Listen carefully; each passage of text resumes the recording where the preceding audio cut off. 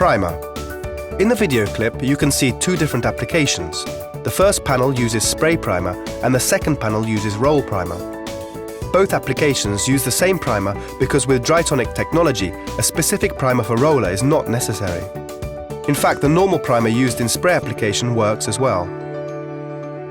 The video clip of the primer shows the process where the robot dries between every coat, allowing the technician to work continuously without waiting for flash-off time. Roll primer works as well as spray primer, obtaining the same thickness similar to that of an orange peel, and it is possible to use it on every size and angle of panels without any specific problems, reducing masking time and so allowing us to also apply the primer outside the spray booth on the preparation bay.